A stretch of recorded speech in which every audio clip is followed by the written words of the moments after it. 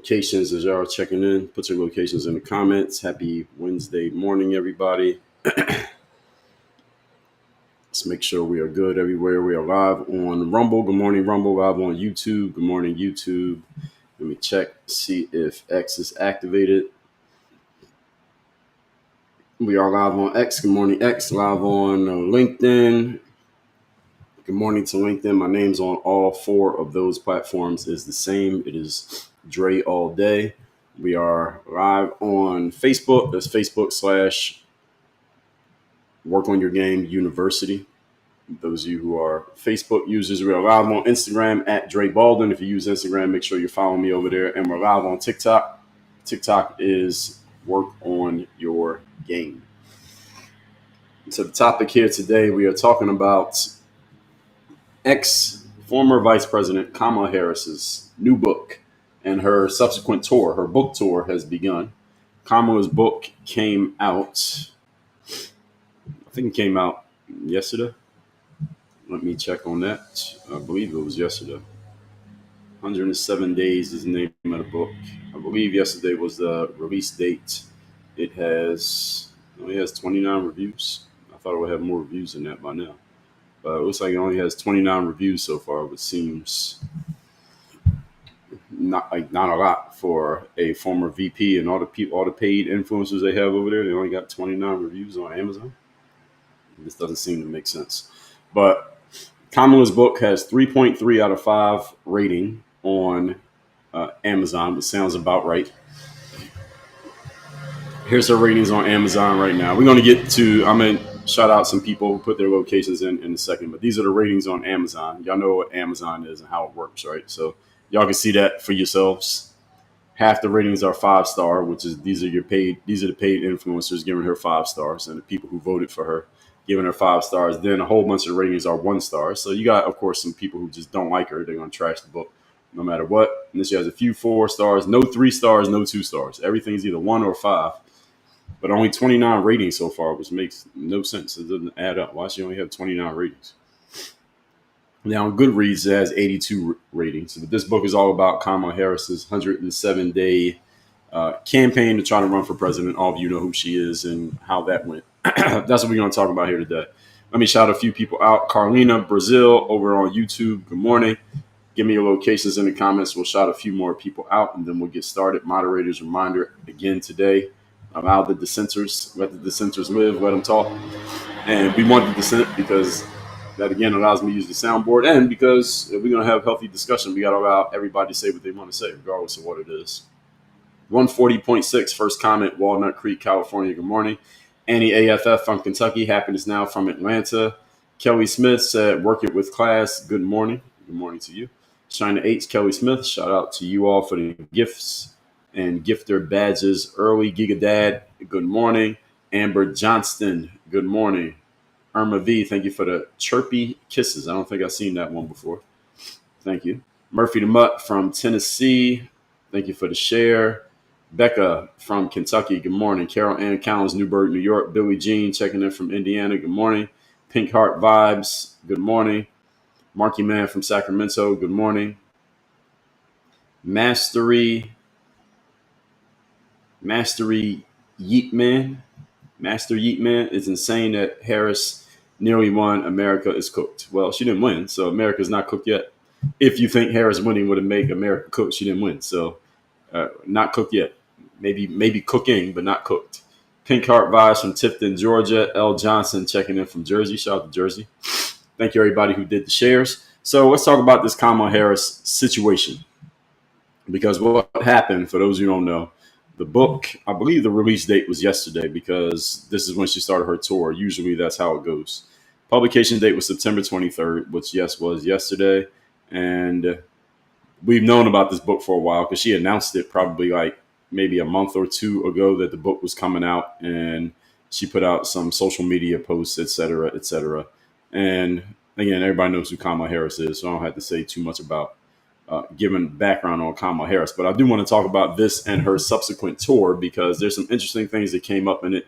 And because Kamala Harris might run for president again. Let's not forget. Okay, let's not lose sight of that. She might run for president again. So let's, even though I am going to bash some of the things that Kamala is saying and doing. I have not yet read her book. I will read it. I will bash some of the things Kamala is saying and doing now and in the past. That does not mean that Kamala cannot come back and become president again, or try to run for president again. Excuse me, try to run for president again in 2028. If she doesn't do it in 28, it's pretty much over.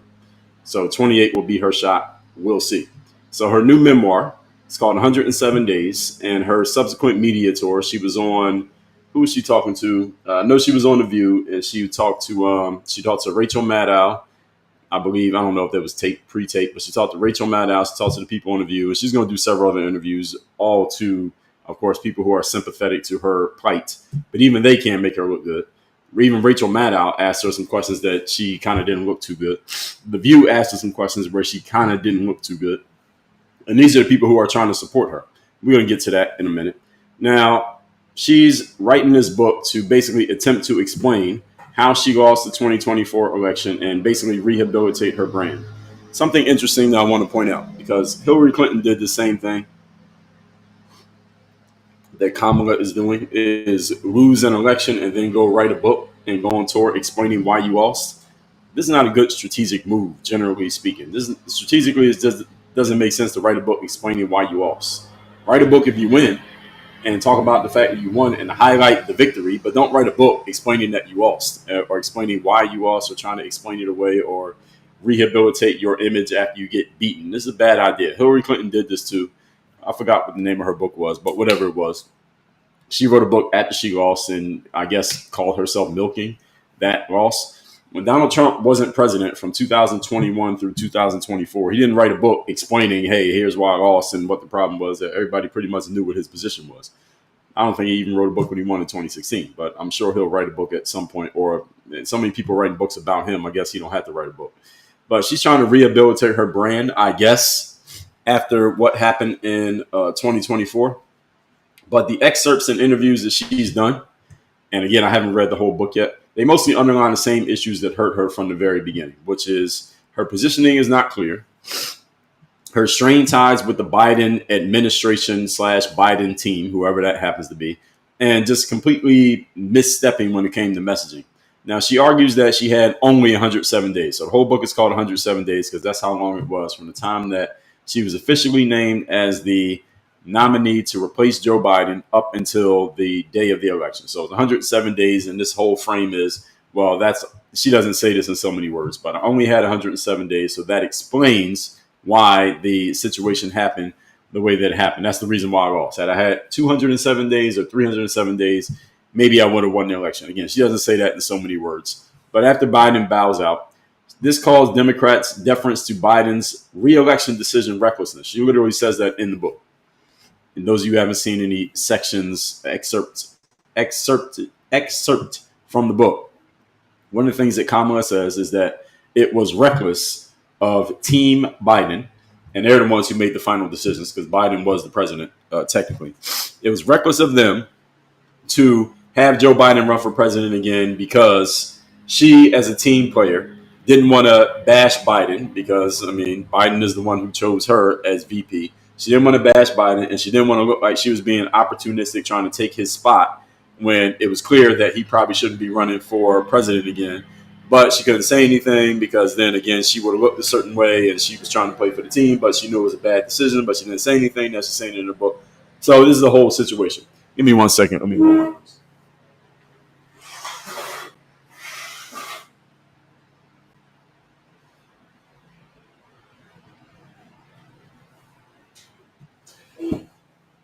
So this is all the frame that Kamala is trying to use around this book and her subsequent book tour. Say it was reckless.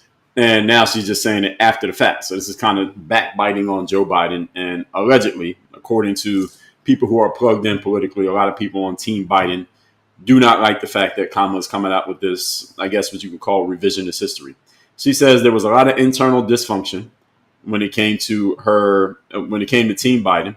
There was a rushed rollout of her being the new nominee, and she's framing this as if this kind of got in her way. It slowed her down from giving the best performance she could have gave. And she admits one of her key stumbles, which is when she was on The View last year. and those of you may remember this, she was on The View, and I believe it was Sonny who asked her the question and said, "Hey, what, if anything, would be different about you as a president as opposed to Joe Biden as a president?" And Kamala Harris said pretty much nothing. I can't think of any difference between me and Joe Biden.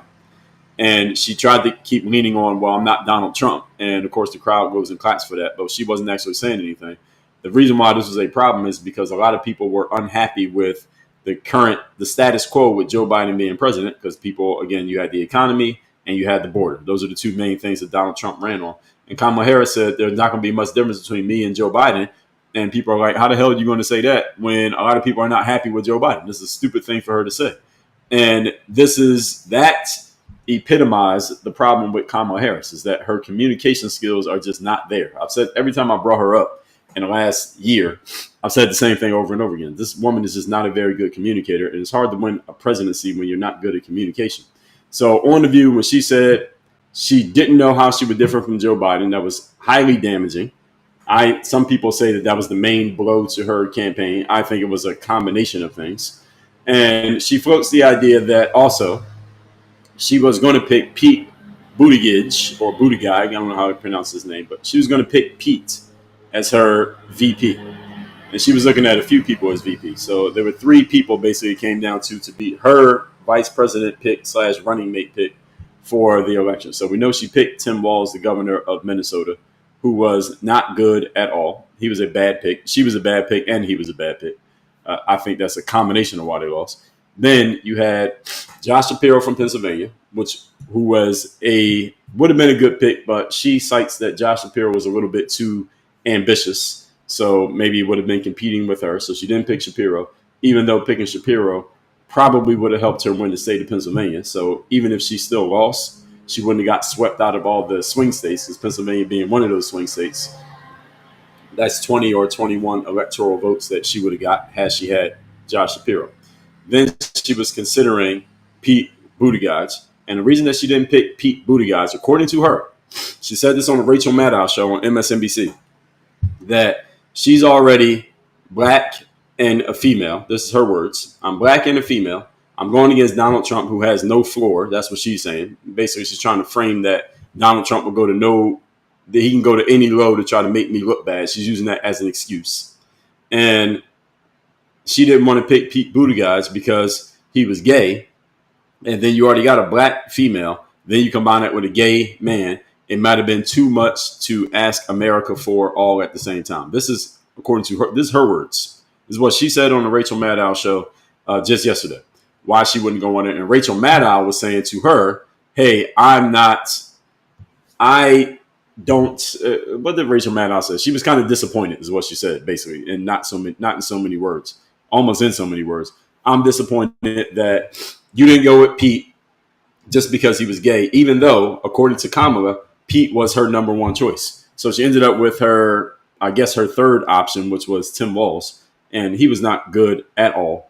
And then she faults part of his performance. She also described she had private calls with Donald Trump and not great relationships with a lot of people in the Democratic Party. A lot of people in the Democratic Party just didn't like Kamala Harris. Another reason probably why she lost. And she frames her campaign as grief tends sprint, a grief tends sprint that never let her fully define herself. I disagree. I think that, I don't know about the grief part, but I think Kamala did fully define herself. She just defined herself in a way that the American public just didn't like it. And all this raises the real question. Is this accountability or is it excuse making? And does the book show growth in communication skill or the same vagueness that made many voters either tune her out or choose to not vote for her? I say it's excuse making. First of all, naming the book 107 Days. I think that's a veiled excuse. It's an implied excuse without saying it in so many words. I think her biggest challenge is that she has poor communication skills. You cannot win a presidential election if you're not a good communicator. On top of the fact that you probably shouldn't write a book if you're not a good communicator. So I know she didn't write that book. Somebody wrote the book. And I didn't read it yet, but I will confirm that once I get a chance to read it. And the vagueness of her communication is the main reason why a lot of people were never feeling her in the first place. And that, what exactly do you stand for? What exactly are you about? I think Kamala tried as best she could to toe the line and try to say all the things that people would like to hear, while at the same time saying a whole bunch of nothing, and kind of standing in that middle ground to where she could be accepted, but at the same time not really saying anything to where she's really she's not really putting anything on the line.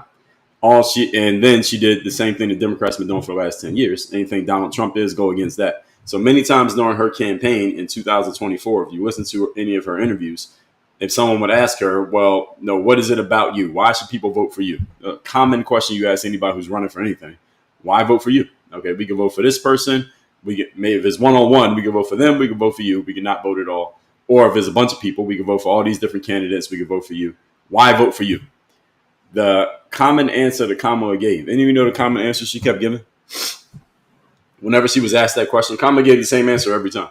Why should anybody vote for you? The answer Kamala gave every single time is, well, I'm not Donald Trump. And she would say that, and then the audience would clap, and then she would kind of paper over the answer. She didn't really give an answer to the question. She never had an answer. She never created a form for herself as to what exactly she was about.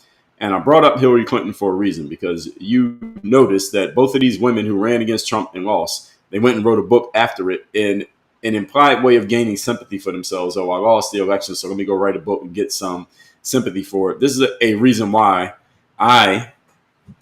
many others may agree with this. Some women agree with it. I know because I've talked about this in these lives before. This is one of the reasons why we don't put women in leadership positions.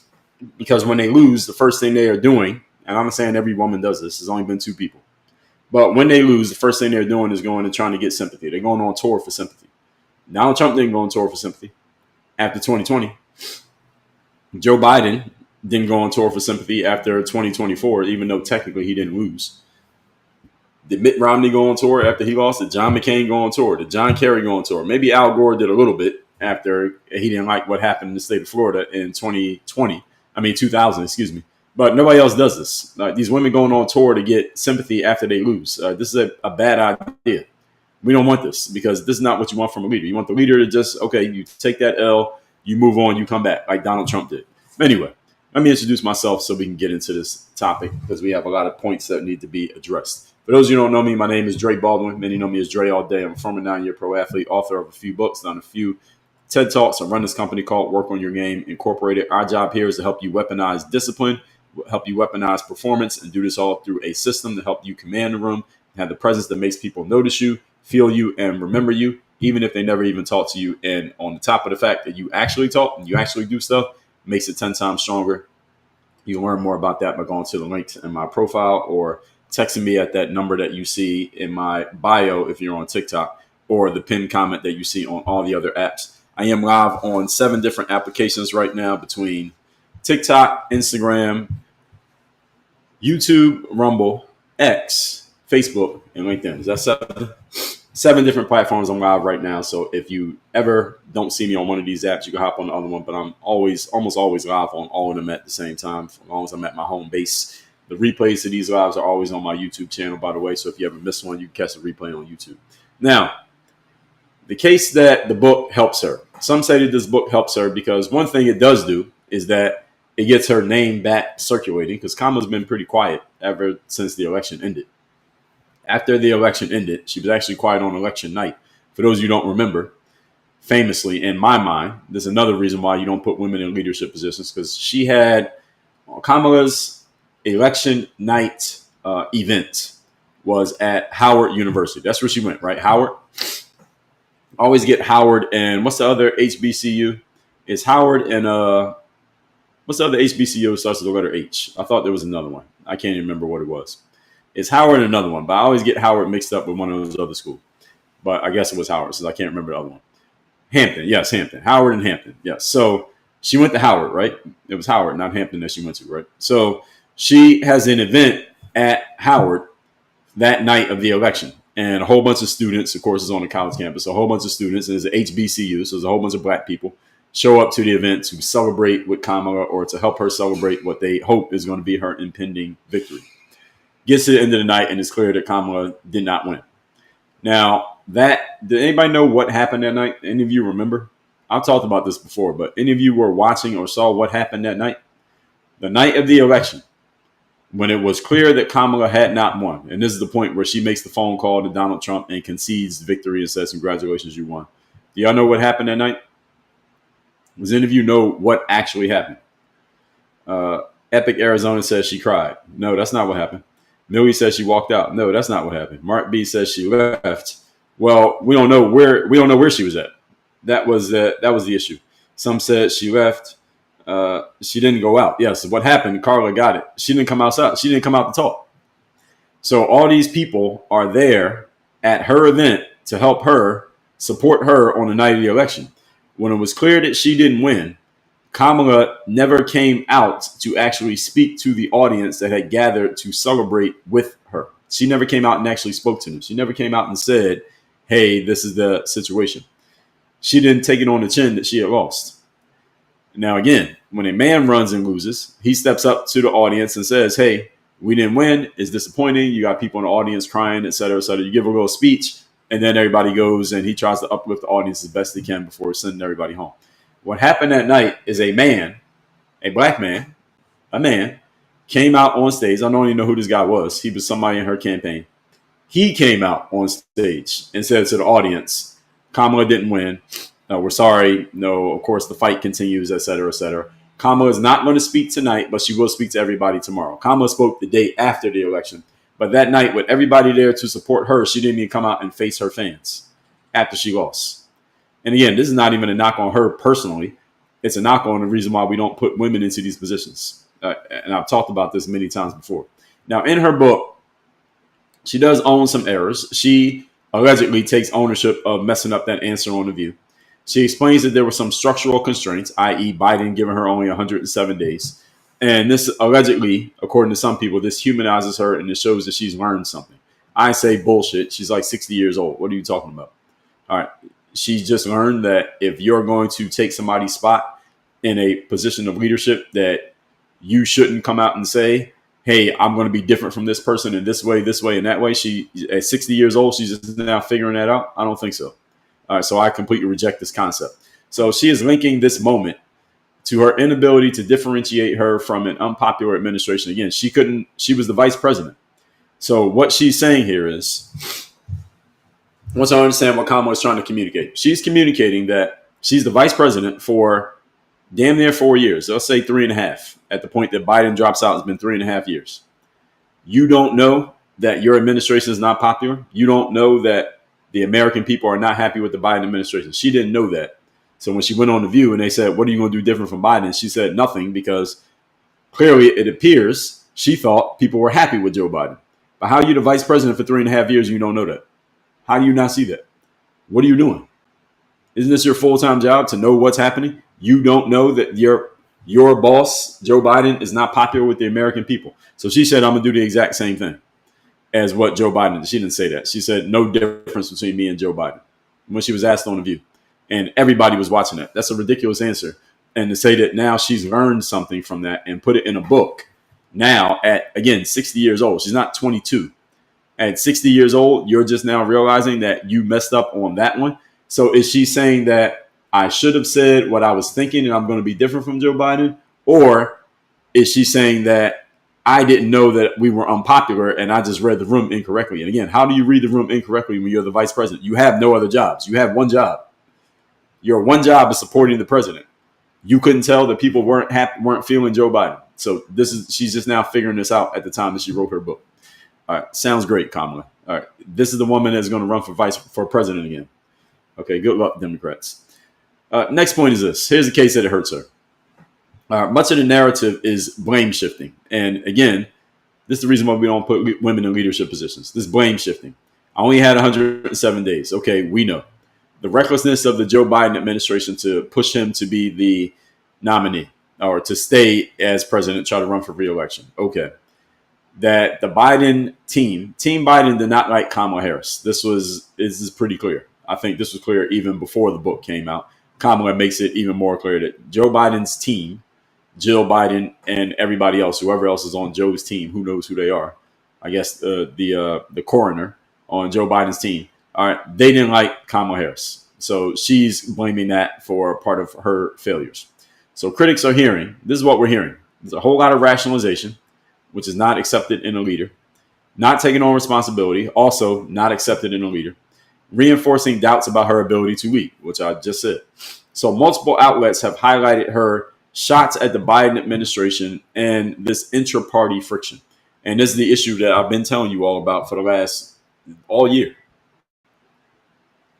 I've been talking about this all year. The problem that the Democratic Party has is that there's no uniform message.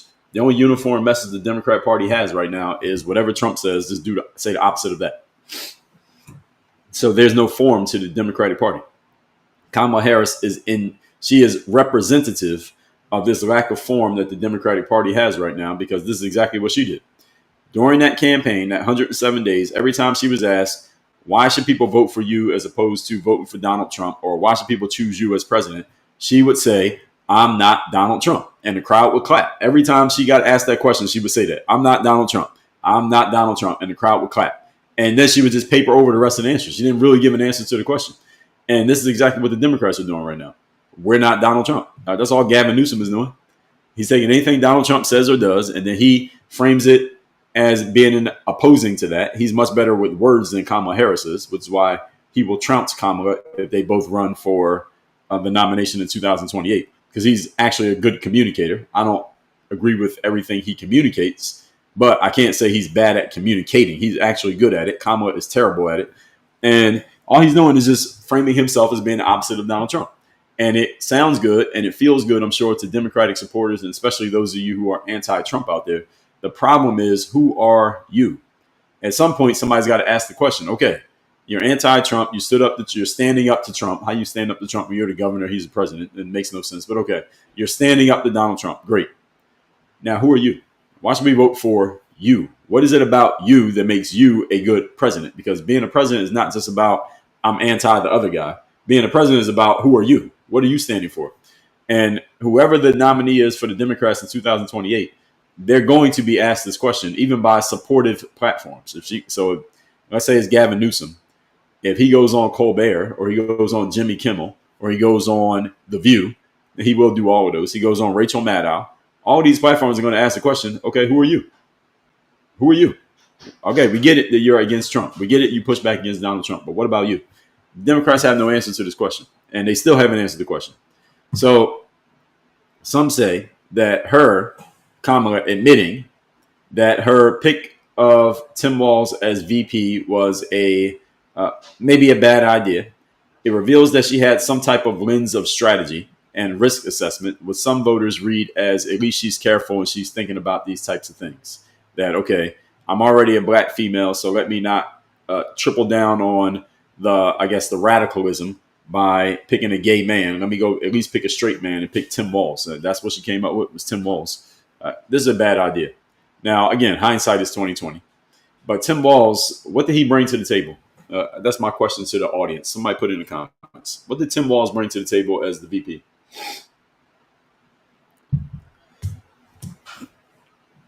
When I look at previous VPs, let's look at the last few. I look at Obama, he had Joe Biden. This was Joe Biden, cogent Joe Biden. Joe Biden was sharp. He was very well experienced. And when Joe Biden was kind of more closer to his prime years, Joe Biden was actually a very good VP. He was good in the VP role. That's the role he should have been in. Joe Biden is not a presidential type of guy.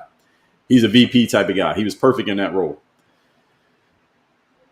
Donald Trump had his first VP was Mike Pence. Mike Pence was a very plain, old white man Republican. That's who Mike Pence was, which was a great contrast to Donald Trump, who is an old white man, but he wasn't a traditional Republican. He had no political experience. So he got a very well experienced, been around the block, traditional, straight up and down white man in a suit Republican in Mike Pence. The kind of guy you meet him and you like him and you forget about him 10 minutes later. That's who Mike Pence was. He served his role as VP to Donald Trump. Joe Biden went and picked Kamala Harris. Now, Joe Biden was already an old white man with 50 years of experience in politics. He said, let me go and try to grab the minority and the young vote. Let me go get a woman and a woman of color to be my VP. And we're trying to counter Donald Trump. And Donald Trump's already been framed as this racist person and this anti-woman person, misogynistic racist. So let me go get a woman who's a person of color. It was a good strategic move by Joe Biden to go grab Kamala Harris. I understood all of those VP picks. Donald Trump goes and gets J.D. Vance. J.D. Vance is significantly younger than Donald Trump. J.D. Vance is very sharp in terms of talking. And J.D. Vance is a guy who used to be against Donald Trump. Now he's for Donald Trump. I can understand that pick because it was showing that people can be against Trump. Now you can be for him, which is a big theme of how he ended up winning in 2024. What was the purpose that Tim Walz served as VP? I don't know. What purpose did Tim Walz serve? So much you were saying nothing. Some of you are saying the tampons, yeah, because he had tampons in the boys' bathrooms in the schools in Minnesota. What did Tim Walz do? E.B. Frazier said, "What is Vance bring?" I just answered that.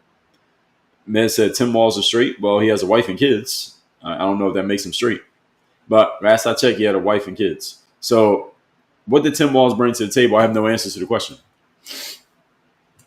And so Kamala, so some saying that this makes her seem pragmatic because of her strategic thought process in choosing Tim Walz and the reason why she thought about Pete but didn't choose Pete.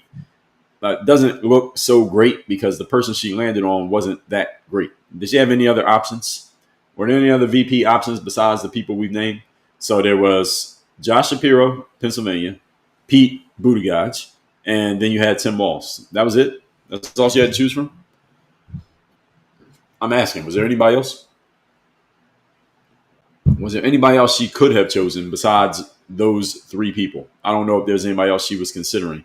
Kamala Harris shouldn't have been Rudy said the 2-woman ticket. Yeah, they could have picked Gretchen Whitmer or they could have picked Michelle Obama. Her and Michelle Obama, that would have been interesting. Would have been an interesting electoral outcome to see how that one went. Tulsi ended up on the Trump side, so I don't know. So Bernie Sanders, I don't know about that one. Okay, well, maybe that's the best she had. Based on the answers y'all given, maybe she didn't have any other options. I guess maybe it would have been Pete, or Tim Walz. But Tim Walz was not good. He didn't bring anything to the table. Again, look at the VPs that others have had. The VPs that others have had all brought something to the table. Biden brought to the table all these years of political experience to counterbalance Barack Obama being relatively young. Hold on one second.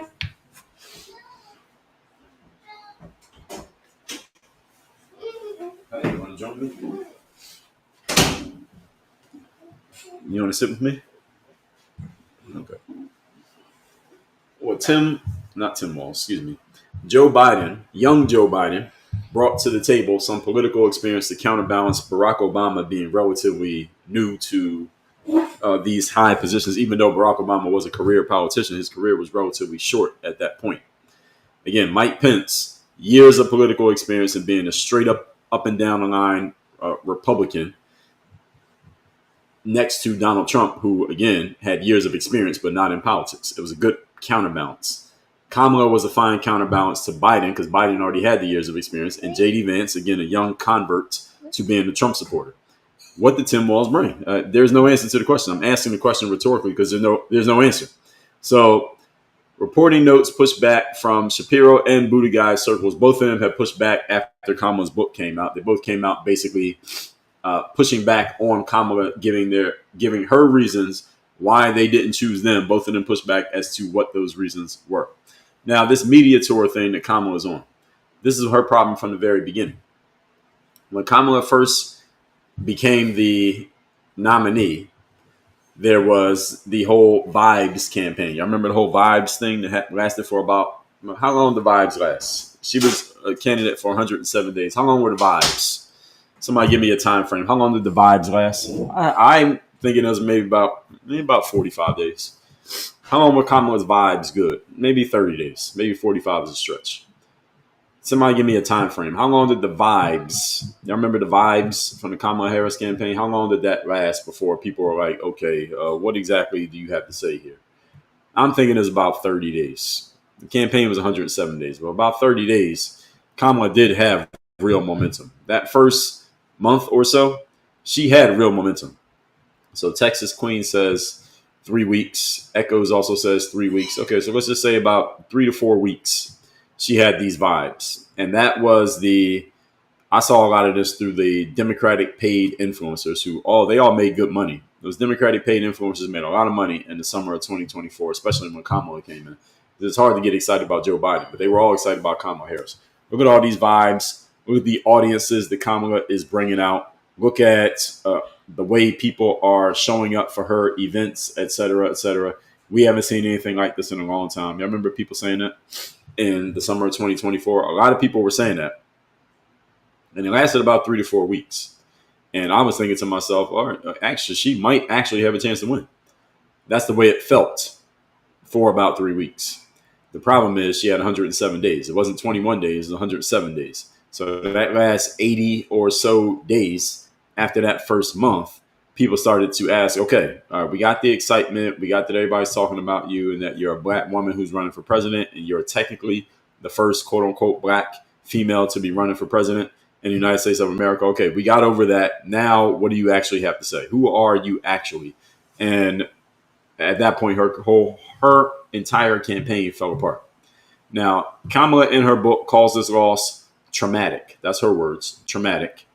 And she describes grief that connects emotionally, allegedly, with some of her supporters, and it reframes this defeat as situational rather than competency based. I say absolutely not. No, no, no. Amy Winehouse voice. No, no, no, no. We are not going to say that this was you lost because of the situation rather than your lack of competency as a candidate. She failed because of lack of competency as a president. And it was multiplied by the fact that the situation gave her only 107 days. But I think she would have looked worse had she had more time. That's where I stand with Kamala Harris. So can Kamala always say, I lost in 2024 because I only had 107 days? Yeah, she can always say that. She'll always be able to say, I only had this many days to run for president in 2024. Maybe that's why I lost. She could always go to that as a cop-out, as a cope. But I say it was her lack of competency that had she had more time, had she had 108 days or 109 days or 300 days, the more she spoke, the more clearly it would be shown that she was incompetent when it came to this role of president. She was not built for this position. And her calling this traumatic and talking about grief, some of her supporters, and this is another issue the Democratic Party has. The Democratic Party has become very feminized. And I'm not just talking that they have a bunch of women supporters. What I mean is become feminized in terms of the men are feminized. We don't want this in leadership. We don't want feminized leadership, whether that means a woman or a feminine man. We don't want this. So her trying to frame this in some type of emotional, feminine way, this is not going to win you an election. I mean, it might win you fans, but you need a whole lot of fans to win an election. Now, the communication problem remains. Even now, Kamala's core message is, why me? It's very, she's talking about her process, the scheduling, the staff drama, all these details of what was happening, instead of talking about the outcomes. The clarity gap that dogged her on the campaign trail is still her issue to this very day, which is why, first of all, she couldn't even beat Gavin Newsom, let alone is she going to beat a Republican candidate. If she goes up against a Republican candidate, she's going to get run through the ringer in terms of debates and messaging, because, again, if she has a full campaign to talk, again, she has to do a whole bunch of interviews. This is the problem, okay? Democrat voters out there, anti-Trumpers who are listening to this, if y'all think Kamala Harris has a chance in 2028, y'all have some questions to answer. Can she sit down and do a 3-hour interview with anybody? And if so, who? Give me a name. Any of you who thinks Kamala, I'm asking the question, yes or no, can Kamala Harris sit down and do a 3-hour interview with anyone? Give me a yes or a no. If your answer is yes, I want you to follow that yes answer with a name of who she could do that interview with. Can Kamala sit down and do a 3-hour interview with anybody? I don't care who it is. Give me a name. Can she sit down on Theo Von's show and do a 3-hour interview? Can she sit down on an Alex Schultz? I don't know what the name of his show is. Is his name Schultz? Alex Schultz? Is Alex Schultz? Whatever his first name is, Schultz. Can she sit down on that show? Can she sit down on Joe Rogan and do 3 hours? Can this be done? And I'm talking about platforms that normally do 3-hour interviews. So I'm not saying somebody who normally does 20 minutes, they just stretch it out to 3 hours. I'm not saying do The View for 3 hours. Their show isn't 3 hours. Is there a platform she can sit down on for 3 hours and have a long form conversation? Because you get on the Tim Ferriss podcast and talk for 3 hours. I don't see this happening. This is the problem. Carl said, yes, my ex-wife, they're both equally as crazy. Now, does your ex-wife have a podcast? That's the question. The ex-wife needs to get popular before 2028. So this is the issue. She can't sit down and do a 3-hour interview with anybody. I believe, I said this back then, because you know the whole Joe Rogan thing. Donald Trump does Joe Rogan for like 3 hours. It gets like 1 million views in a day. Kamala doesn't do Joe Rogan. And some say, well, that's one of the reasons why she lost. I say, had she done Joe Rogan, it would have been worse. Had she done Joe Rogan, there might have been a blue state that turned red had she done Joe Rogan. Why? Because a 3-hour freewheeling interview with no pre-made questions where you just have to talk and just have a conversation and just show your personality, that is kryptonite for Kamala Harris. Kamala Harris has no personality. That's the problem. She is as packaged a politician as you've ever seen. If you thought Barack Obama was packaged, I mean, look at Kamala Harris. Barack Obama is packaged, but Barack Obama has a personality. He actually has a personality. I could sit down and have lunch with Barack Obama. I could have a lunch with Barack Obama. He likes basketball. He listens to hip hop music. He has some actual opinions, and there's a form to the man. He has more personality than his wife. Kamala Harris, what does she have? She has no personality. There's no form to her. Donald Trump has personality. You can have lunch with Donald Trump and never mention politics and have a long conversation. Again, you don't have to like Donald Trump's politics, but all of you understand what I'm saying here. You can sit down for Donald Trump for an hour-long lunch, never mention politics, and have an enjoyable conversation. When it's over, you actually like the conversation that you had. Same thing I say about Barack Obama. And maybe you could say that about Joe Biden back when he was cogent. Not now because he's pretty much lost it. But cogent Joe Biden, I could have a conversation with Joe Biden. I could even have a conversation. I would even go as far as say Hillary Clinton. I don't know what we would talk about because she's a career politician. I don't know what her personality is outside of politics. But even if we talk about politics, she has a personality. It's a very political personality, but there is one. Kamala does not have one. That's the issue. So if she comes back out in 2028, the problem is she's got to do interviews. And she's going to get asked a lot of the same questions. The problem is she's 60-something years old. As the saying goes, you can't teach an old dog new tricks. All right, where's this personality going to come from? I don't see it. So Kamala's book, according to people who have read it, advanced copies, critics are pointing that the book emphasizes on internal dysfunction, but it never focuses on the vision. One thing you should notice about Donald Trump, notice about Barack Obama, the two, and you can say George W. Bush, but let's just use Trump and Obama. These are two guys that have won 2 terms in the last 25 years, and George W. Bush, but let's just say Obama, Trump. Both of them, when they talk, especially when they were running for president, Trump did it 2 different times. Obama did it, well, he technically did it twice, but let's just say his first time.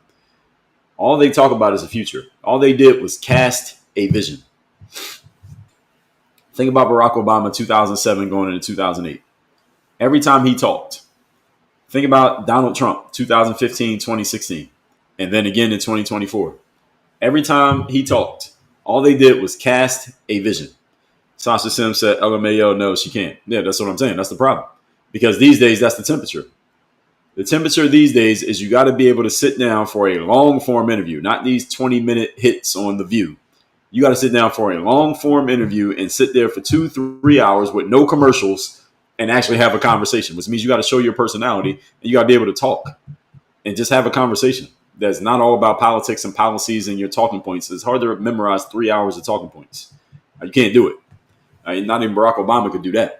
At some point, you got to have a real conversation. Barack, he came out at a time when we didn't have podcasts. But if the Barack Obama of 2008 was running for president now, he could get on Joe Rogan. Y'all agree? Yes or no? You mean yes or no? Barack Obama of 2008, if he ran for president today, he could do Joe Rogan for 3 hours and not make himself look bad. He would actually make himself look good. I think he would make himself look good because Barack he is interested in things. He's an interesting person on top of the fact that he was running for president. Donald Trump is an interesting person. Kamala is not that. So how is she going to win in 2008? Even if Gavin Newsom was to run, 2028, excuse me. If Gavin Newsom runs in 2028, I have no idea what his personality is. He's really good at the political talking points. The problem is he's a packaged politician. And that's going to be his issue against whoever he runs up against in 2028, is that Gavin is a polished politician. He's an extremely polished politician, but yet still a politician. And extremely polished politicians, Americans are starting to get tired of them. All right, this is the reason why we have Donald Trump as president right now, because Donald Trump is anything other than a politician. You call him whatever you want. A politician ain't it. He ain't that. And people are tired of it. Gavin Newsom is very polished. And he's very good at the talking points. And he's very good at pushing the talking points. He's very good at talking circles around your questions. But if he's going up against somebody who can point out that that's what he's doing, he's going to run into trouble. Kamala can't even do what Gavin does. Now, Gavin is good at what he does, but it may work against him. Kamala's not even good at what she does, and it's going to work against her. That's the problem. Again, that's the reason why she can't even win the ticket. That's the whole point here. Now, the book signals that Kamala is staking a future run on being the anti-denial candidate inside the party. In other words, she's going to call out the mistakes of the Democratic Party, and she's going to say the quiet part out loud. I say that ain't going to work. Kamala ain't making out of the Democratic Party doing that. That ain't going to work. Now, you want to see a candidate who took all the stuff that their party was doing, their alleged party was doing, and smacked it in the face, and it worked, then look at our current president. Donald Trump did that to the Republicans. Because a lot of Republicans didn't like Donald Trump. A lot of Republicans still don't like Donald Trump. A lot of Republicans tried to stop Donald Trump from getting the nomination in the first place.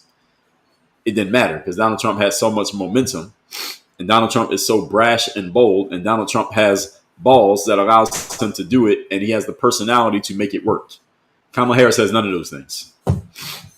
She doesn't have the momentum. She is not brash and bold. She does not have that type of audacity, and she does not have the personality. She doesn't have any of the things that Donald Trump has. So he could go against his own quote unquote party. Donald Trump's not really a Republican. He's not a Democrat either. MAGA is like his own party. MAGA is like a third party. So any of you out there who want to see a third party win an election in America, you saw it already. MAGA is a third party. Technically, it's under a Republican label, but it's not really Republican. Because a lot of Republicans do not like Donald Trump. So Donald Trump is able to do that because he has the style to do it. Kamala does not have it. So she can't do that to the Democrats. Are you kidding me? She's not even going to get on it. She won't even make it to the Iowa. Remember how she didn't make it to Iowa in 2020? Iowa is when they first start the voting for the people who want to get the Democratic ticket. Kamala Harris didn't even make it to Iowa because her campaign was failing so much that it was obvious that she had no chance, so she dropped out. She tries to go against the Democratic Party, and that's going to be her approach in 2028. Are you joking? She has no chance. Zero. Only chance she has is getting back on, basically getting back on the right side of the Democratic Party. And I'm not sure she can because Joe Biden has more friends in the Democratic Party than Kamala Harris has. And that matters a lot. That's all politics is. Who are your friends? Who likes you? Who has a favorable opinion of you? Joe Biden spent 50 years making friends and getting favorable opinions of him so he could finally run for president in 2020, and he got it. It took him 50 years to build up those relationships because Joe Biden doesn't have that much of a personality, but he's a solid politician. He was a solid politician. I'm not saying I agree with his politics. I'm saying he was a solid politician in terms of he played the political game well enough for 50 years that he finally got his shot. Is Kamala Harris doing that? No, she ain't that. So how is she going to do this? Because she's not playing that game the way Joe Biden did. She is not some straight up and down solid politician. She's not Gavin Newsom. She's not Joe Biden. She's not even Mike Pence. Now she's going to go against the Democrats? Really? No. Is she going to go with them? She ain't got enough juice. Again, Pete Buttigieg has more juice than her. Gavin Newsom has more juice. And who else might run in the Democratic Party? I don't know who else the Democrats have. But she doesn't have the juice. So she got some issues here. Now, if voters already judge her as a weak messenger, which I have hammered that point, I think all of you have gotten the message to this point today. This memoir relitigates 2024 without a governing thesis that could cement that view rather than reset it. I mean, nothing that Kamala's done since she put this book out or since she announced the book, nothing that she has said or done has changed the messaging around her. The frame around Kamala Harris is not much personality. There's no real form to her. She's not really about anything other than saying, I'm not Donald Trump, and just these surface level points. And that's it. There's not even a fourth point. I'll only say these three things. No personality, no form. She's not about anything. It's all basically the same thing. That could actually be condensed into one point. She hasn't changed that message at all. Only thing she did was backdoor her way into a nomination. And that led to a certain level of popularity. So Kamala has a certain number of fans now for the rest of her life that she otherwise wouldn't have had this not happened. But can it win her an election? I say no. And now this time is going to be harder because her going up against Donald Trump was probably the easiest battle she could have had. Because had she had to go through the Democratic gauntlet, and this is the reason why I said she was a poor candidate from the beginning. The first time around with 2019 going into 2020 and then in 2024 was that in 2019 she had to go through the gauntlet and she couldn't even get into the fight. She didn't even get to the part where they started putting points on the board because she couldn't make it through the gauntlet. Then in 2024, actually 2020, she wanted to be the nominee and she had no chance. So since she couldn't make it through the gauntlet, she goes and gets chosen by Joe Biden because she was black and female, quote unquote black and female. Then in 2024, she backs into this position where she doesn't have to go through a gauntlet. She only has to fight one fight against Donald Trump. She loses. 2028, she would have to go through the gauntlet again. She can't make it. I think she knows that. Now, she may try, but I think she knows she can't make it. Now, specifics like that blown TV moment, the friction she points out in the Democratic Party, this gives voters concrete hooks, and that can read as her being more authentic.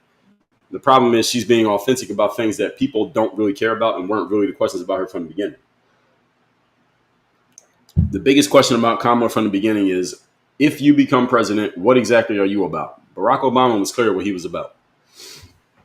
He was clear that this is about hope, is about a new way of looking at things, is about, yes, we can, that the country has always been traditionally white males, and we can elect a black person to be president of our country. We can do this. America is ready for this. It can happen, and it did happen. Barack Obama was about that. He was extremely progressive. He wrote a book before he became president that said basically what his thoughts and ideas were, and that's pretty much how he governed. He made it clear what he was about, and he was about it. Donald Trump, same thing. His whole thing was make America great again. I want to take America back to a time when it was great. Whatever people think about that saying, Donald Trump stood on it, and Donald Trump has pretty much enacted it. Whether you think it's Project 2025, Heritage Foundation, MAGA, whatever you think about Donald Trump, he was clear as to what he was about and what he wanted to do, and he's pretty much followed it. All right, that's what he did. So Kamala Harris, though, what is she about? I don't think anyone can answer the question. Even if you voted for her, you can't answer that question. Now, voters rarely reward these stories of process. Kamala is talking way too much. She's going into way too much detail about process. What I told you about Barack and about Donald Trump is they both did the same thing. They cast a future vision, and that's all they focused on. Future vision, future vision, future vision. They did not get bogged down in talking about policy or my economic plan versus your economic plan was another thing Kamala tried to hammer in 2024, and it failed. She went and had Mark Cuban out there sounding stupid on the campaign trail trying to argue on behalf of Kamala's economic plan. Nobody cared about her economic plan. What people cared about is what is your future vision for the country? You got to speak in high-level terms when you're talking to millions of people. Kamala never understood this. She still doesn't get it. When you're talking to millions of people, you got to talk in a big picture term, talking about the future vision of where everything is going, not these details. I'm going to do this, and I'm going to give this $25,000 for this, and you're going to get this much money to buy your first home, and nobody going to hear this shit. You're talking to 100 million people, 150 million people roughly who vote. That's about half the country goes out and votes. Give us a future vision for where you want to go. Barack Obama did this every single time he talked in 2008. Donald Trump did it every time he talked in 2015, 2016. What was Kamala's future vision? Open question for the audience. Somebody answer. Put it in the comments. What was Kamala Harris's future vision? Tell me what it was.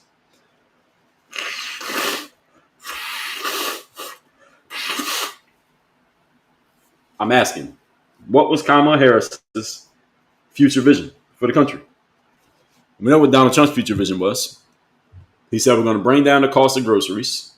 Now, whether he did it or not is irrelevant. This is the part y'all got to get about politics. Whether you do it or not doesn't even matter. He said we're going to bring down the cost of groceries. We're going to bring down the cost of gas, and we're going to get all the illegals out of the country. Did he say that? That's what he said. Now, he's doing his job to try to get the illegals out of the country. Whether he fully succeeds or not, it's a different story. Whether or not he brings down the cost of groceries or gas, again, Doesn't really matter if he does it or not. The point is he sold everybody on a future positive vision that the masses of people cared about. That's how you win elections. Did everybody hear that? Okay.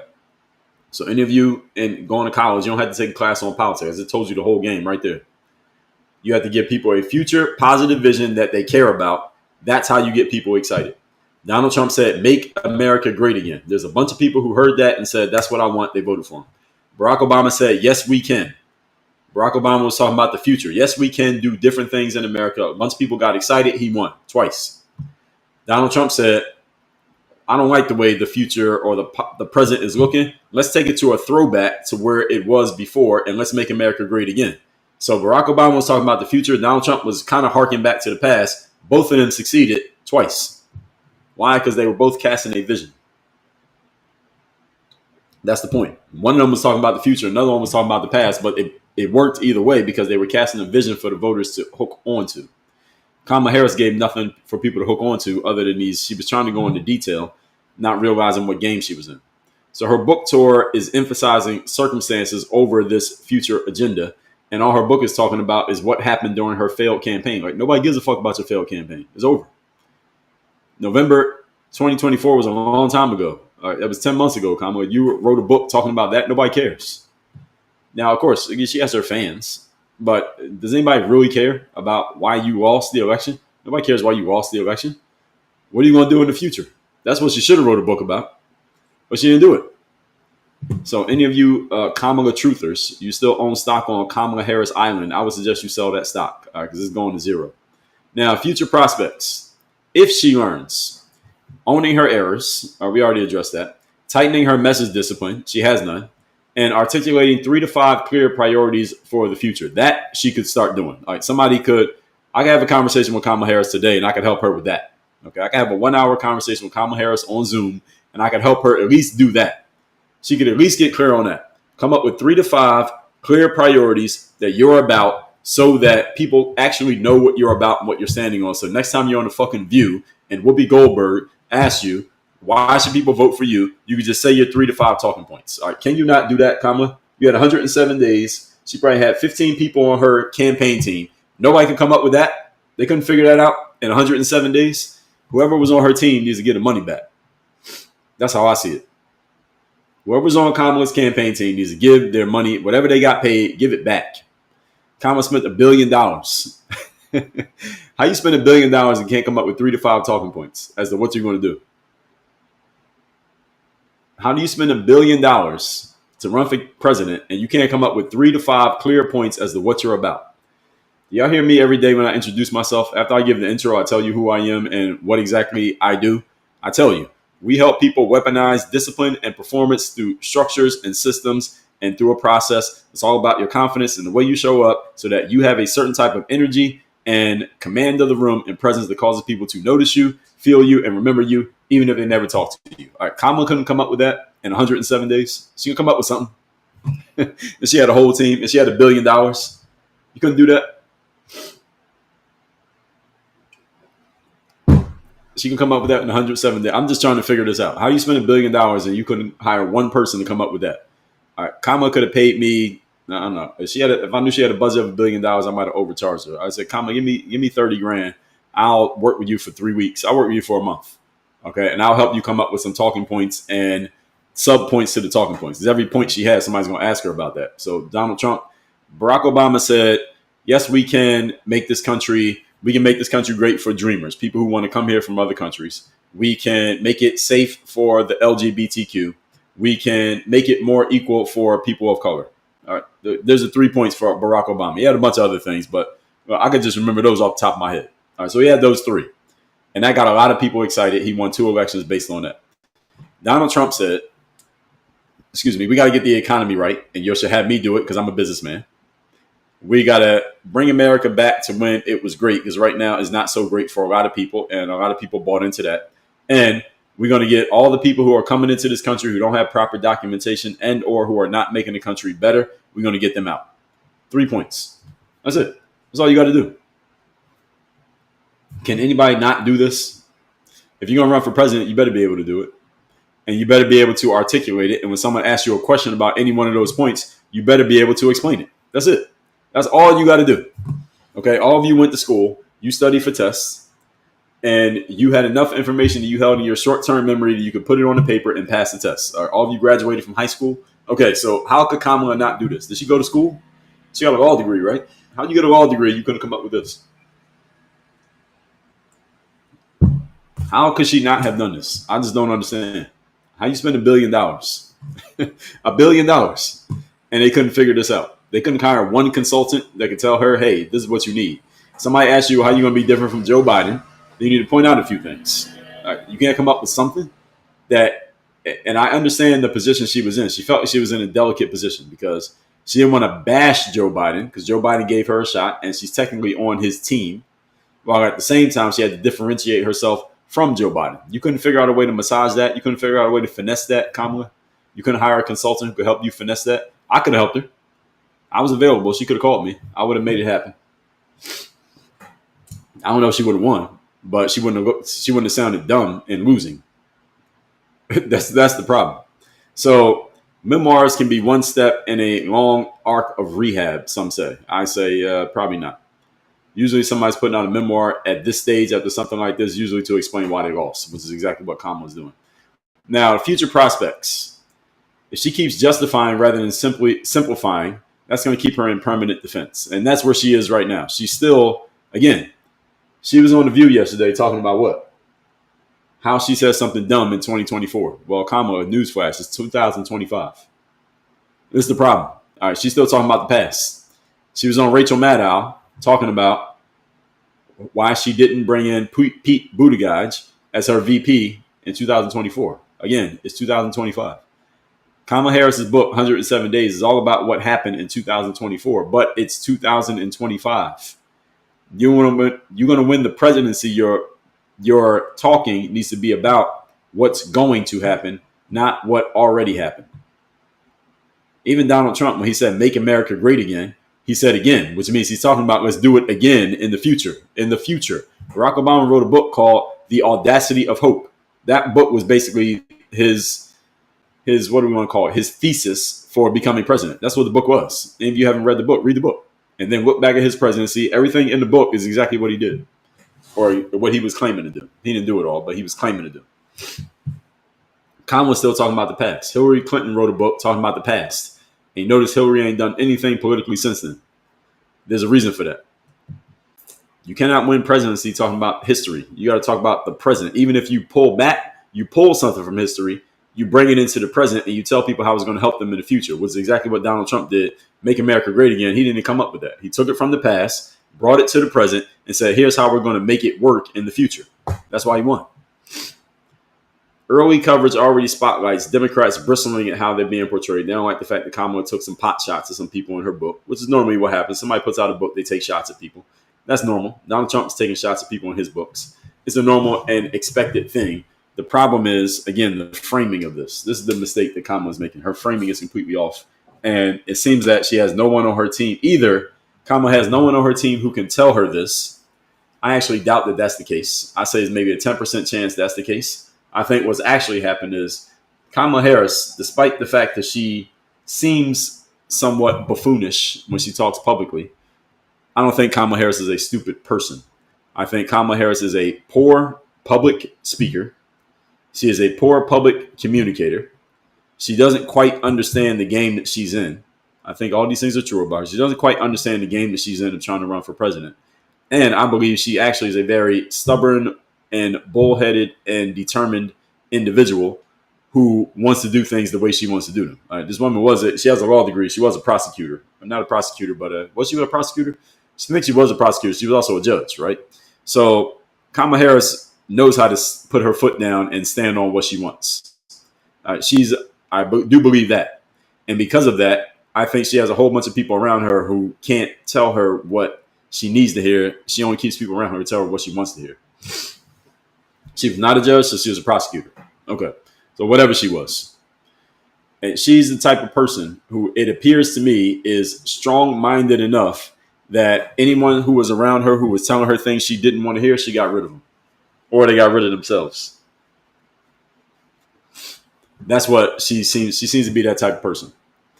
And because of that, no one could come to her and say, hey, instead of talking like that, you should talk like this.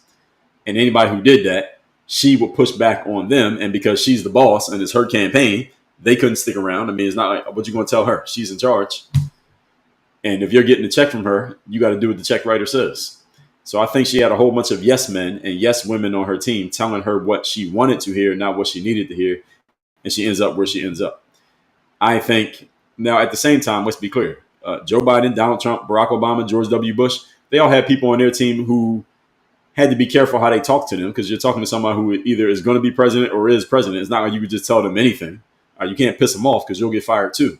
And I'm sure all of those people fired people from their teams as well. But two things. Number one, all of them understood inherently what the job was better than Kamala did. Barack Obama and Donald Trump and George W. Bush understood the job in their bones. They knew exactly what the job was without anybody having to tell them. Kamala doesn't understand it.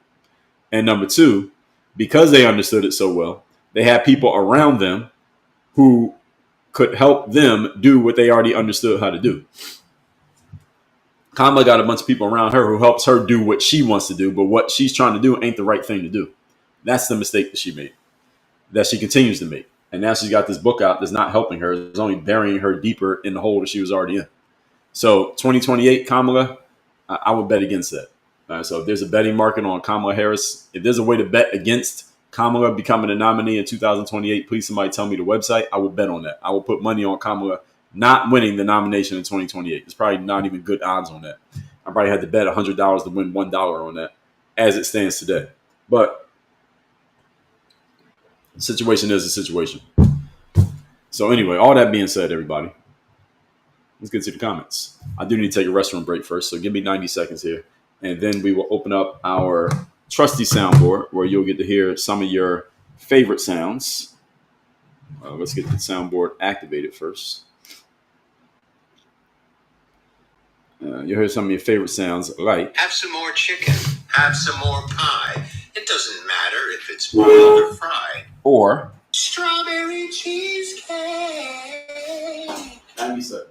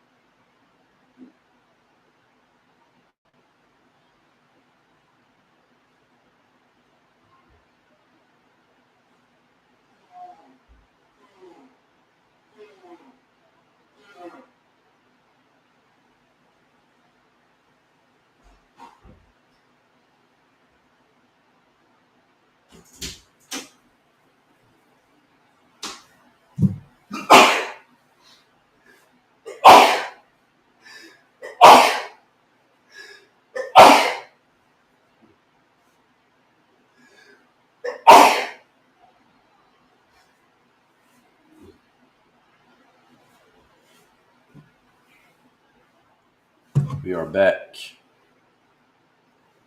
Thank you. I think it's something I ate yesterday triggered allergies in me.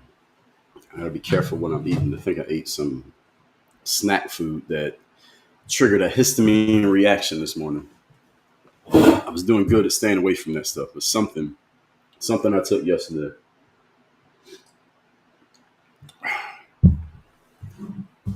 I didn't have an issue for like a whole week. And then I must have made a mistake. It's something that I ate. So all that said, everybody, thank you. Everybody. So that's the reason I kept blowing my nose to that. So anyway, let's get into the comments. Craze McCormick says, I think it has something to do with a hammer and a sickle. What are you referring to? Wu's Nana says something that no one can answer. Well, there was no answer. Traditional said all she said is we love the American people. When did she say that? So Katrina, Carolyn, all y'all saying she didn't have one. She didn't have any.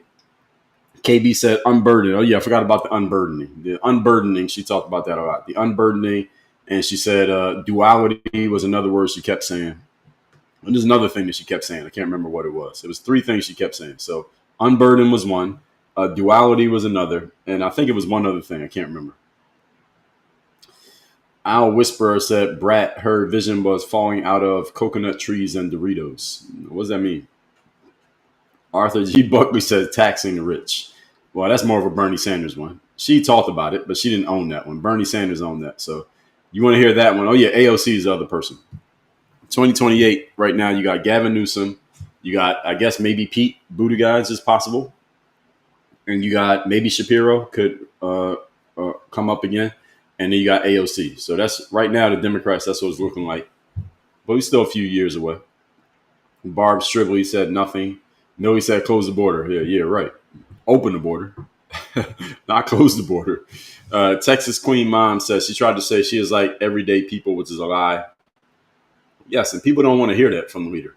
They don't want you to be the everyday person. That's the reason why they're voting for you. Miguel said all she said was that we have dreams in our dream. Yeah, dreams was another one. So her key phrases: dreams, unburden, duality, and I'm thinking it was something else. I can't remember. Master Yeet Man said the invasion of imported labor ambushed American worker wages. That's a fact. Yeah, well, that's why Trump won. White said you fell for lies. Good job. Lies of who? Who are you talking about? Lulu's Nana said all the left did was spew rhetoric about Trump being the fastest. People don't want to hear that. Well, if they wanted to hear it in 2020, it was enough for Joe Biden. Just B says she loves the American people, yet didn't say being an American. Didn't they say being an American doesn't mean anything? Who's they? Who are you referring to when you say they? Some of y'all be confusing me with these pronouns. Kuya said abortion. Yes, women's rights, women's reproductive rights. That was the one that she held up. She stood on that one pretty strong. Women's reproductive rights. Animalistic behavior said, according to him, his own wife should citizenship. What does that mean? Who's him? And what are you talking about? Faith said, my gas and groceries are cheaper. Well, some people say theirs is, and some people say theirs isn't. The whole point is he had people excited about it. That's the reason why he won, not the fact that he actually did it, because you wouldn't know at the time of the election whether he'd do it or not. Master Yeet Man said Harris gave everyone a demotion. That's a fact. Everyone like who? What do you mean? Little Duck, thanks for the share. Al Whisper said, what dim vision can compete against MAGA? Biden had Build Back Better. Well, what Biden had was the virus, and he had the summer of social justice, and he had a bunch of people mad that Trump won in the first place. That's what Biden had. Build Back Better didn't matter. All he had was, I'm not Trump. And a lot of people were mad at Trump winning the first time, and he had that virus. The virus was what won Biden 2020, quote unquote, won. That one will always be in question. But Build Back Better was not that great of an idea. Barbie, thanks for the follow. Miguel said, watch our Oprah segment. It was philosophical solid. Yeah, that Oprah one was whack. It was a paid for thing. You saw all those celebrities who were joining in on Zoom. They were all paid to be there. That's where a lot of that $1 billion went. Sincerely, Sonia said Trump cheated. How so? Arthur G. Buckley said Trump had two. Make America great again and make America first. Yes, America first also was very strong for Trump. Good point. Kimmy said the only thing Kamala ran on was hate for Trump. Yeah, she ran on I'm not Trump. She didn't push too hard on the hate part, but she ran on I'm not Trump. Basically, she took everything Donald Trump said and tried to go against it.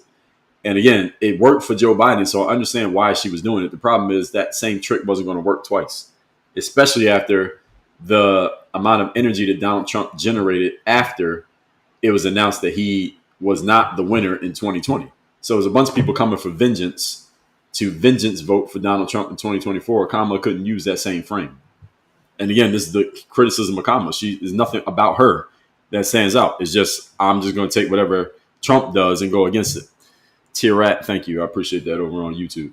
Federal court said no tax on tips. That was her best policy, only one that made sense. Now, it got to the point with the no tax on tips that they were arguing about who came up with it first. So who came up with that first? I thought it was Trump. And then Kamala said, well, it was mine. And then Trump said it was mine. So they're arguing about who came up with that. So if they agreed on that, then that kind of is a push. Karina said Trump also pulled RFK voters. That's true. Good point. Katrina said Hillary is still crying. Yeah, she might be. Salty Heifer Studio says she ran on I am not Trump. She had no actual platform. Yes, I agree. That is what her platform was. Every time she was asked, she would just say, I'm not Donald Trump. Aubrey Slicks, thanks for the follow. Jess says she lost because we saw through her. Well, she made herself easy to be seen through. Animalistic said his wife was never a descendant of slaves. Whose wife? Who are you talking about? Cheryl Kindregan, thank you for the follow. Carl said, which failed campaign, 2020 or 2024? Well, both of them. She had the same problem both times. They just showed up differently. 2020, her campaign failed because she had to go through the gauntlet. 2024, it failed because she got exposed. In 2020, she barely got exposed. People had barely got a chance to know anything about her because she couldn't even make it to Iowa where they started voting. 2024, she got seen by everybody. But the more she got seen, the worse it got. And the issue for Kamala, I posted this on X this morning, is that someone like her who's not a good communicator, the more she talks, the worse it gets. Someone who's a really good communicator, the more they talk, the better it gets. So Barack Obama, for example, had the exact opposite effect of Kamala. The more he talked, the better it got, because Barack Obama was a very, especially at that time, very, very smooth speaker. He presented himself in a very presidential way. He was very astute. He was very clean cut. And he was like the perfect candidate. And he had to be perfect because he's a black guy trying to win an election in America that never happened before. He had to be perfect, clean cut, perfect. And he was damn near perfect. And that's the reason why he won. Kamala Harris was not that. And the more she talked, and even to this day, the more she talks, the more she exposes herself and her vacuousness. And it's not good. Noni KOF says, a beautiful day and cars run on the road. Why are you saying that? What does that mean?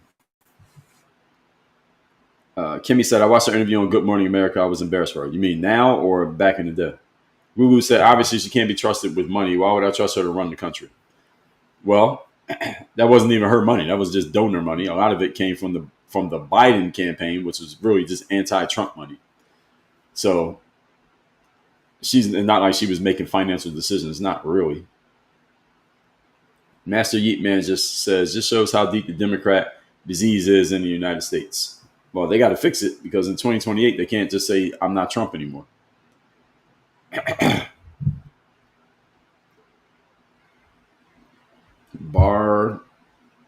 Bariatric Bella, thank you for the follow. Anthony Miller said, you sit on TikTok and ramble. You're right. I am on TikTok rambling. I agree.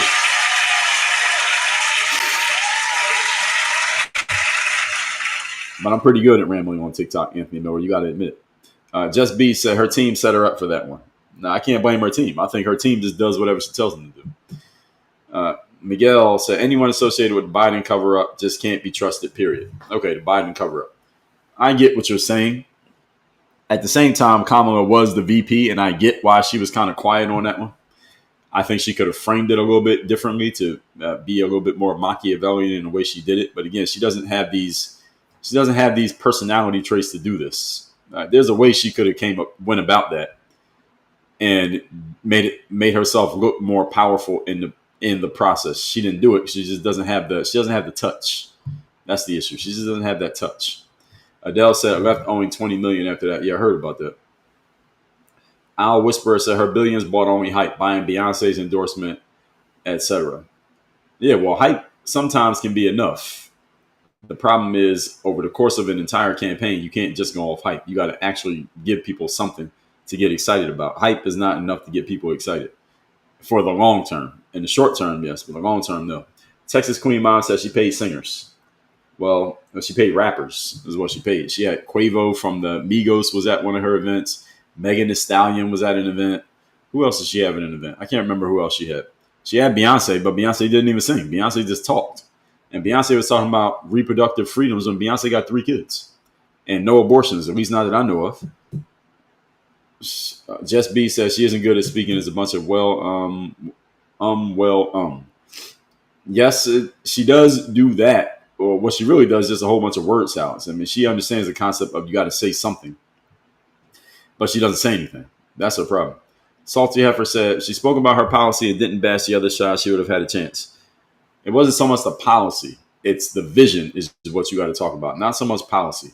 Yes, you're going to get questions about policy, but all you do is you spin the question into talking about the vision. Barack Obama did this expertly. Donald Trump does it expertly. That's what gets people excited. People don't get excited about policies. People get excited about vision for the future. What is the vision? Noni said cooking on a grill can kill the ozone, increase. Noni, what are you talking about? ZJ Zender said Democrats were delusional about their success. They thought they could tell people all is well. Well, I don't know if we could say they were delusional. I mean, they did have the Democrats were running the White House at the time. I mean, Joe Biden was the president. So we can't act like that didn't happen. Karina says she endorsed Mamdani. Who did? Kamala? I don't know. Does that matter? Does Kamala's endorsement of Mamdani help him win the election? I think he's going to win anyway. If he wins, New York, we're going to have a conversation. We talked about him earlier when he was first popping on. When he won the, what did he win? The primary in New York a few months ago. If he wins the general election in New York, New Yorkers, there's a conversation that needs to be had. I'm sorry for all of you, but there's a conversation that needs to be had. Stacey SLTV said her campaign still hasn't paid back their ending debt either, and they probably won't. That's the whole point. Adele said Harris was never in touch with the people. This is true, and Donald Trump very much is.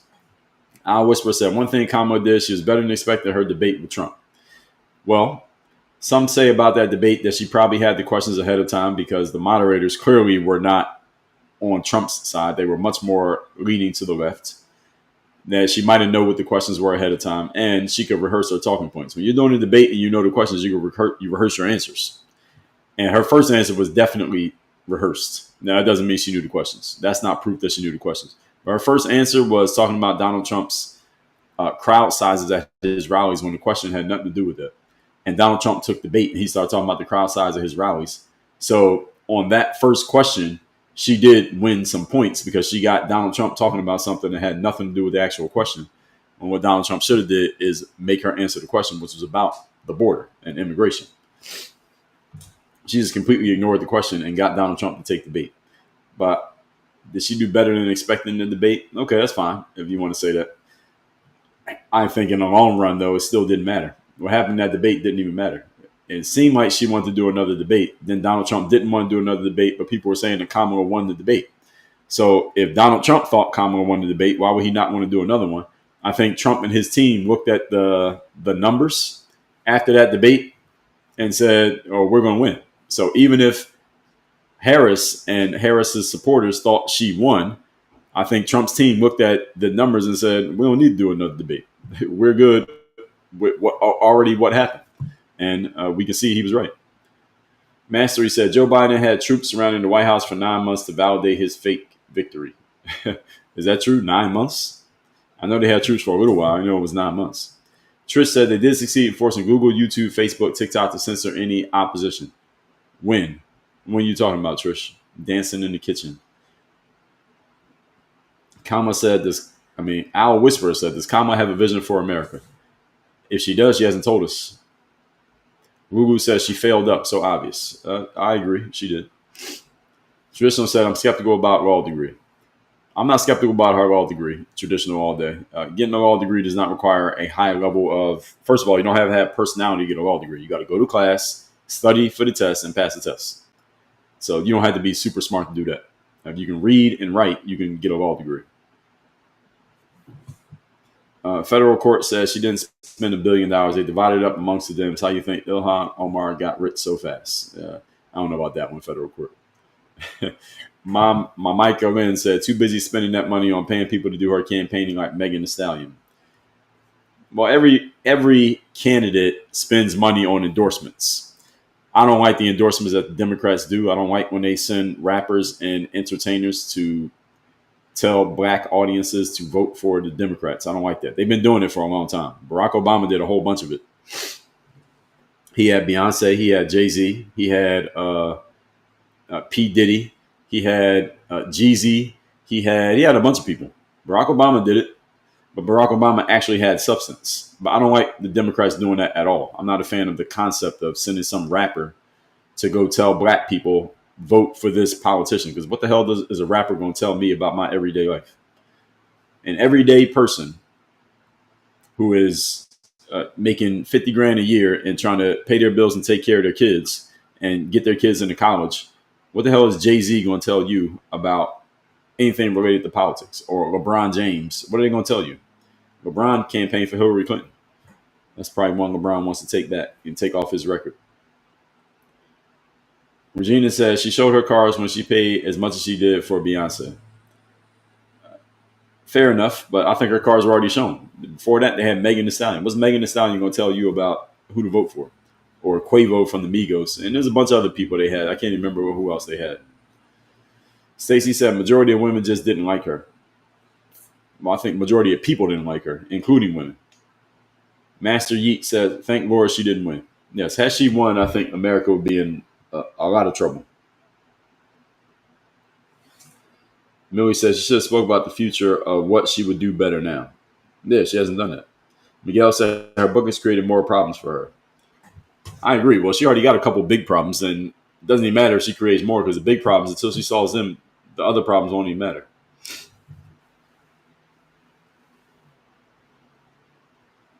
Millie said, remember, turn the page that was said Tim Walz's wife. I don't even know what that means. Is that what they were talking about, Donald Trump? Federal said they all write a memoir when they're done. Kamala is done. Yeah, I think she is done. Even if she doesn't think she's done, I think she is. Al Whisper said, what are Kamala's achievements as a senator or a VP? Well, you could take credit for every positive thing that happened while you were vice president. Now, did she actually make that thing happen? We don't know. There's always going to be that political argument about that. Spider Houston says, does her book have illustrations or come with crayons? I don't think so. I think it's all words. KJ said grifter. All right, what's the grift? So KJ said I'm grifting. So KJ. Is that like a personal attack or something? That's the ad hominem of the day. Congratulations, KJ. But if I'm grifting, tell me what my grift is. You got to tell me what it is. David says she has a team. Well, they all got a team. Lulu said, I'm going to say that Kamala probably didn't surround herself with people smarter than her. I think there's a bunch of people on her team probably smarter than her, but they don't have the authority to tell her anything. So you can be smarter than somebody, but if you can't get your smartness into their heads because they won't listen, then you being smart doesn't help. Abdul Salah said, oh, well, the soundbite. Yeah, that's one of my favorites. That's the ad hominem soundbite. Katrina says she's clueless. Echo says she's not a good listener. Well, I don't know. I haven't met her. I haven't seen her away from the cameras, how she communicates, but it appears to me that that's the type of person she is. That appears to me that that's who she is. That she's pretty hard-headed and will not let somebody tell her not to do something that she's decided that she wants to do. There were stories that came out. Some of you may remember this. I don't know if any of you read the story. I believe it was Wall Street Journal put the story up. Might have been New York Times.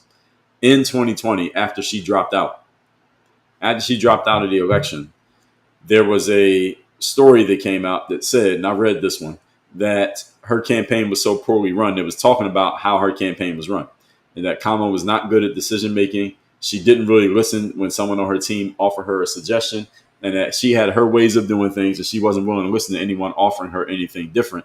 And if anybody pushed back against her too much, she would just fire them from the campaign, or they would quit because they felt like they weren't being listened to. And that's why her campaign in 2020 failed. And I believe in 2024, it was just more of the same.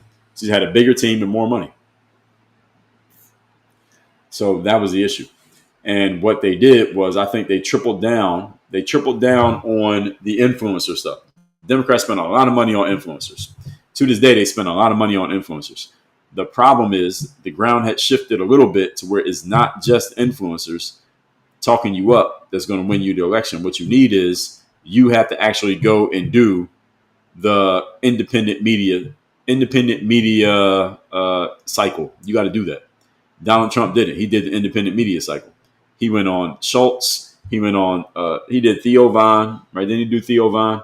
He did Joe Rogan, and he did a whole bunch of those independent platforms. You can't just do radio and broadcast TV. Those are the ones that everybody knows about. You can't just do those now. Now you got to go talk to the podcasters, the really popular ones, even the ones that may not be so popular. You got to do a bunch of those, and you got to do it on their turf, on their terms. Because if you try to control the interview and control the conversation, like what it sounded like Kamala was trying to do with Joe Rogan, what the Rogan team said was that when Kamala's team was reached, they went to Joe Rogan, or they told Joe Rogan, hey, we could do the interview, but we only want to do 45 minutes. You know, Joe Rogan's interviews are like 3 hours. So they're like, we only want to do 45 minutes, and we want to have all the questions before the interview. And we want to be able to edit the interview after it's done, before it comes out. We want final editing control, final editorial control over the interview. And Joe Rogan's like, hell no, we're not doing that. We get full editing control. We're not giving you questions ahead of time, and it's going to go as long as it goes. And if y'all not willing to do that, then hey, good luck, but y'all can't come on the show. They wouldn't do it, so she wasn't on the show. Donald Trump said, I'll do it how you do it. That's the new game. So any politician that comes up moving forward, you have to go and play the game. You got to go to their platform and do their interviews their way. Kamala did that interview with that girl. What was that show called? Call Her Daddy, the girl that was talking about abortion and stuff. But the thing is, what they did was that girl had to take her show to Kamala. They had to go to Kamala. They had to build a set there where Kamala was at. And Kamala probably had full editorial control. And she knew the girl was going to be nice to her and friendly to her. And she didn't go on any platform that was going to challenge her. And actually, there was one that she went on. I can't remember which one it was. It was a show that she went on. And I remember hearing the person talk about it. She went on somebody's show, and the interview went so poorly that the person who interviewed her was a Kamala supporter and was actually going to vote for Kamala, but didn't put the interview out because they felt like putting the interview out was actually going to hurt her. So they didn't even put it out because the interview was so bad. I can't remember who that person was. Maybe you know who it was. Y'all can tell me. But I remember the person saying it. I just don't know who it was. Federal court said Kamala didn't win that debate. Trump lost it. Well, the thing about debates, I don't know. How do you know who won and who lost? How can you even tell who won or who lost the debate? Oh, I got jumped up in my comments. Let me see where I was at.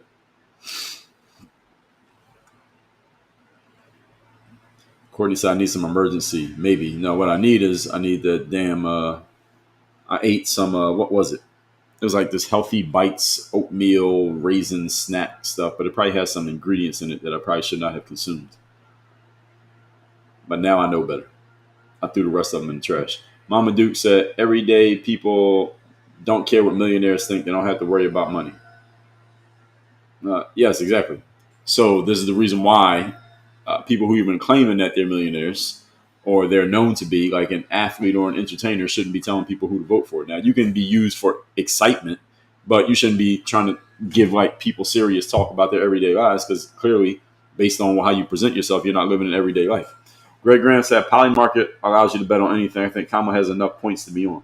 Yeah, the thing is, the odds will be terrible, though. So, Greg, I would have to spend like $100 to win $1 on betting against Kamala winning 2028, the nomination, rather. So it wouldn't even be worth it to bet.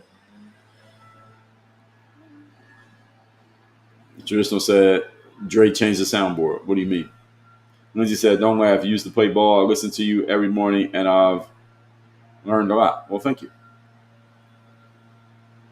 DevOps says, are you streaming on different platforms? Yes, I'm on 7 different platforms right now. Cornbread says she can win 2028, I think. Oh, I like your funny words, Magic Man. That's a funny joke. Cornbread, you should bet money on that. You get amazing odds if you bet on Kamala winning in 2028, at least right now. Google said they used to tax millionaires and billionaires. Now they just say billionaires. Or they used to say tax millionaires and billionaires. Yeah, that is true. They used to say tax the rich. But who is the rich?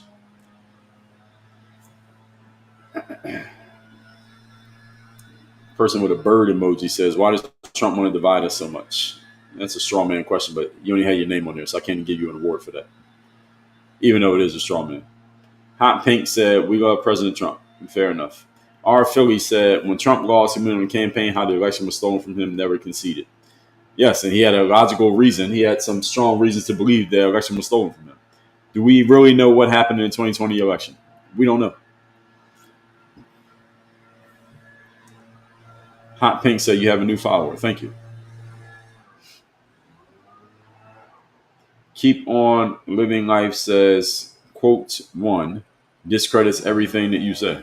Okay. I like your funny words, Magic Man. The 2020 election was highly questionable. The execution of the 2020 election was highly questionable because of all the mail-in voting.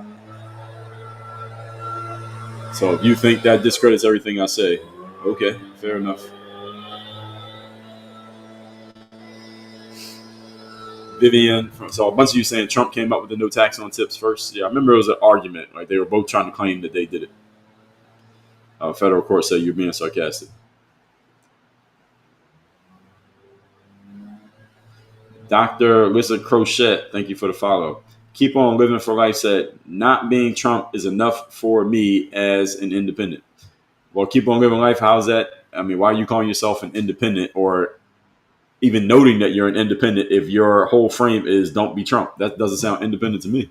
You're not that guy, pal. Trust me. You're not that guy. Okay. Freedom Rider said, we can go back on the internet. Trump's policy on no tax on tips was months before Kamala. Okay, so a bunch of you saying Trump came out with that first. Pink Heart said, people are unhappy with Biden and the economy. They accused her of running the country. Right, and the country, people weren't happy with the country, so for her to say I'm not going to change anything was a bad idea. Karina said, Tucker and Candace did great jobs exposing her. I agree, and she exposed herself on top of that. Lindsay said she kept switching up her race, which should have been the biggest red flag, disrespectful. Well, only the people who cared about the races. I mean, she was only switching between being Asian and black and Jamaican. So only people in those groups cared about that. People not in those groups didn't care. Miss B Rex, thanks you for the share. DJ Elite, thanks for the follow. Kuya said Kamala ran on abortion. Well, that was one of her reproductive freedom is what they called it. I don't like that term, but that was one of her points.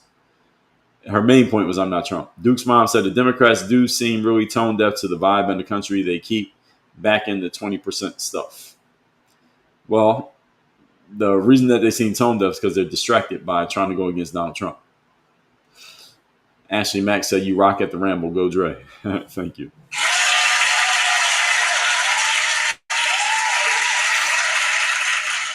Carla, thank you for sharing aloud with more than 10 friends. Lindsay, I appreciate you.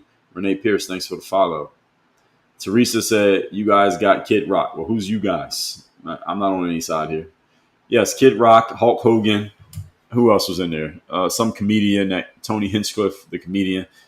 But if we were to compare the number of influencer level people, like entertainers and athletes that get called by each side politically, I think we all would have to agree that the Democrats call on much more of them than the Republicans do. And I think that's more of a reflection of the mindset of the voters than it is the actual political parties. The Democrats are just doing what has proven to work. Vivian from Philly said J-Lo. Yeah, J-Lo was at the Oprah thing on Zoom. Karina said Hollywood rappers nobody gave a fuck about. On what side? I think Donald Trump brought some rappers to some of them, but I didn't even heard of those guys. Darren said when she gets nervous and understands she's not saying anything, she laughs. Yeah, some people pointed that out. A lot of people pointed that out, actually. Life with the Beaches, thanks for the follow. Ian McGregor says, speaking of hype for the vote, a lot just wanted her to win, so she'll be the first woman president. Yeah, there were a lot of people who wanted that. I get it. Jay Rocker said, no sounds yet. What's going on? Well, we haven't had any need to use them yet. You come throw a logical fallacy in here so I can use the sounds. Rhonda said, we need the conversation now. Conversation about what? Lindsay said, the only thing people grasped was I'm with her. Yeah, well, that was Hillary, right? You're talking about Hillary? Rosemary said, give credit to a black woman running for president. Give credit to her for what? She didn't earn the nomination. She did not go through the gauntlet. And just because she is quote unquote black, and I'm not sure she's actually black, Kamala is Irish and Indian, according to Judge Joe Brown, who knew her father, and he's her connection to blackness, allegedly, Jamaica, allegedly. And what do you get credit for? Again, she didn't earn that nomination. So, no, I'm not giving her credit for that. So, no. You're not that guy, pal. Trust me. You're not that guy. Okay. Carlos said, Gavin Newsom is slicker than deer guts on a doorknob. I've never heard that saying before, but okay. He is a very slick guy. He is a very well polished and well put together politician. He's very good at doing the political game. AP Beats said, let's remember, she only lost by 2.29 million votes, less than 2%. But she lost all 7 swing states, and they weren't really that close. Have some more chicken. Have some more pie. It doesn't matter if it's boiled or fried. I only lost by, and then putting the amount that you lost by as if this is some type of saving grace. AP Beach. I'm hoping you're a female saying this, because leaders don't talk like this. Well, I only lost by this much. No, you lost. And she lost all 7 swing states. That's what matters and what's going to be remembered. Carla, Indiana, thank you for the hat and mustache and the gift gallery. Yes, keep tapping the screen, everybody. We're at 125K. Duke's mom says, incredible demeaning to black people to think that we are swayed by diamond-encrusted rapper. Well, the reason Democrats keep doing it, because on some levels it works. It's not like it's some brand new idea that just came up with out of nowhere. Texas Queen Mom said they can't relate to everyday citizens. Yes, not only that they can't relate, but also what credibility do they have? The reason they have credibility is because people listen to them. That's the reason why Jay-Z and Beyonce, etc., get called for these events, because the Democrats do their research and they say who has the ear of these people, and it's these entertainers. You remember 2020 when Cardi B interviewed Joe Biden? They picked Cardi B for a reason. Wifey Tip said, tiny, diny hot dog. Thank you. Sent the tiny, diny hot dog. Jano, thank you for the follow. Karina said, Trump is more in tune with global affairs and knew we needed to act quickly. Yes, and focused on local affairs.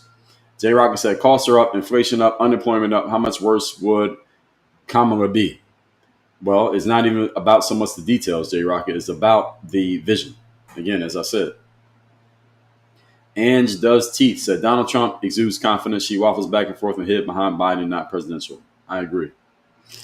Duke's mom says, stick a fork in her because she is done. I agree.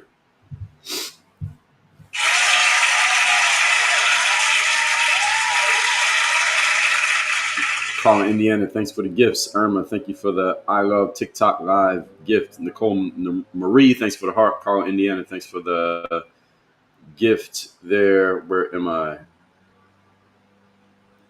There I am. Yeah, that person, see my page. Thank you for getting them blocked moderators. I think, Carla, that was you that blocked that person. We blocked them yesterday. How did they get back on here today? So I don't know how that works. Cure fan said AOC running in 2028 will be 10 times more an embarrassment for the Democrats than Kamala. Okay. I'm thinking about if that would be true or not. We'll see. We'll see. I think AOC might be a little bit more polished in communication than Kamala is. Doesn't mean what she says is going to be any good, but I think she's a little bit more polished. Drew Barrymore was on that Oprah thing. Federal court said if they wanted black and woman, they should have used Michelle. She would have had a better chance. Well, yeah, they would have had to have a primary for that. I think Michelle might have tried had they had the primary, but they didn't do it. Katarina said at the moment, Kamala has zero chance. Yes, exactly, which is why I'm not voting. I'm not betting against her, because the odds would be so bad it's not even worth it. Cheyenne, thanks for the follow. Furu the Guru said, when you look at the numbers for 2024, it makes Trump's case even stronger. I agree. Selah said, I think it's unfortunate how Trump constantly demonizes the left, which are his citizens too. Well, the left is politics. Selah, so he has to play the political game, same way that people on the left demonize the right. So how are you only going to make that about Trump? Yeah says, I'm Mexican and I love Trump. Fair enough. Matt, thank you for the follow. Rick said, all politicians are crooks. Well, we know they're all liars. They're not all crooks, but they're all liars. Now, some of those liars are also crooks. Furu says she should have not ran on her being a black woman. Well, you got to think back. Barack Obama used it in 2008 and it worked. I understand why she did all the things that she did. I just think it was a bad combination and she was the worst. She was a bad person to deliver it. Karina, bodily autonomy. Yeah, that's what they talked about. Nicole said, everyone is free to reproduce. The wording was odd from the start. Yes, but people didn't think about that. Now, Nicole, you're thinking a little bit too logically for the average person. You're right what you're saying, but you're thinking very logically. Most people are not logical. Mama Dukes, thanks for the share. Save said, thank you for your lives. I'm learning a lot. You're welcome. Carlos said, Uncle Ted. Who's Uncle Ted? Rick Thomas said, both parties should be removed and held accountable. Removed from what? And held accountable by who?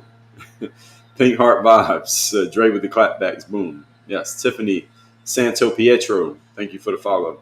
Kuya said Kamala ain't black. So a bunch of you said she ain't black. I agree. I did a whole live on that, by the way, last year. So I'm not, I'm just saying black. I'm putting it in air quotes. I don't do it every time, but yeah, we know. I did a whole live on this, though. Tiffany says she doesn't deserve any credit. Well, not for running because she didn't have to earn it. That's the reason why I don't give her credit for running because you have to earn the nomination. She didn't earn the nomination by going through the gauntlet. Tiffany Watkins, different Tiffany, said, why should somebody get credit just because of the color of their skin? They need to earn it. Well, there you go. I agree.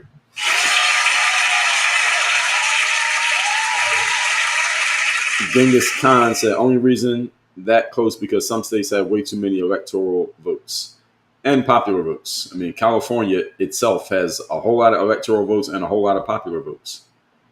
All the coasts, so all the coastal places, New York, California, those tend to go blue. And there's a lot of votes just between those two places. Ashley Mack said, won't give credit to a DEI nomination that not one Dem voted for. Well, what people say is that since she was with Biden, she technically got his votes. I get what you say, though. I get what you're saying, though. Thank you, everybody, for the histamine issues we'll be dealing with here today. Hopefully, this will be over by tomorrow. I don't eat anything I'm not supposed to eat. Ashley Mack said, your histamine reaction is on fire. Yeah, it is. Karina said, people knew that hard negotiations needed to be made in the near future, and Trump is good at that. Yeah, she was talking about the international stuff. That's true. I don't know how Kamala would have did with that. Karina said, bots make multiple accounts. Yeah, but it looks like the exact same name and everything, so I don't know. So he said, I know you're a MAGA, I just can't prove it. Well, if I was MAGA, why wouldn't I just say it? Strawberry cheesecake. So that's a straw man because you're trying to use MAGA. The way that you're framing that, Selah, is you're using MAGA as a pejorative. You're using it as a negative. You're using it as a negative frame because if it was positive, then why would I not want to say it? So you're saying I'm MAGA, but I'm like closeted MAGA. So as if I would be embarrassed to say it if I was actually MAGA, but I'm not MAGA. I'm not on any political side. I'm politically agnostic. I'm just looking at the board and seeing it as I see it. One thing I will say is that Donald Trump is a much better candidate than Kamala Harris. I think that's pretty clear, and the election proved it. Miss B said, what's with the leaf blower sound? Well, Miss B, what do you think? Is somebody outside with a leaf blower? That's what it is. Karina said, Romanians for Trump. What is that about? Pink Heart Vibe said, Dre for president. Yeah, well, which group would I be with? Would I be a Democrat or Republican? You just said KH was given a nomination by powers that be in the Democratic Party, not one voter. Well, yes, they decided that they're going to go with Kamala when I think they wanted to do a short, what do we call it? A short primary, but they didn't do it.